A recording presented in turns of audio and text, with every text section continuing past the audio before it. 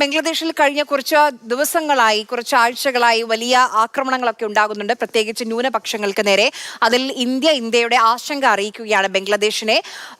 മതം, വംശം, വിശ്വാസം എന്നിവ കണക്കിലെടുക്കാതെ ജനങ്ങളുടെ സുരക്ഷ ഉറപ്പാക്കണമെന്ന് ബംഗ്ലാദേശ് വിദേശകാര്യ മന്ത്രാലയത്തോട് ഇന്ത്യ അറിയിച്ചിട്ടുണ്ട്.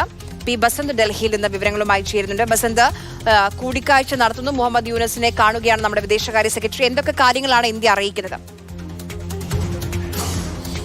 ആര്യ, ഇപ്പോൾ ബംഗ്ലാദേശിന്റെ പ്രതികരണമാണ് വന്നത്. ഇതൊരു ബംഗ്ലാദേശിന്റെ ആഭ്യന്തര കാര്യമാണ്.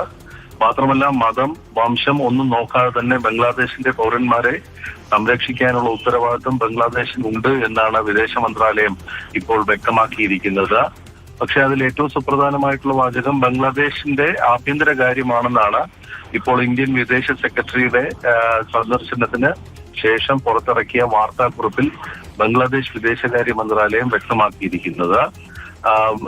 വിക്രം മിശ്രി ഇന്ന് രാവിലെ ബംഗ്ലാദേശിലെത്തുകയും അവിടെ ബംഗ്ലാദേശിന്റെ ഉപദേഷ്ടാവ് മുഹമ്മദ് യൂനുസ് അടക്കമുള്ളവരുമായി കൂടിക്കാഴ്ച നടത്തുകയും ചെയ്തു.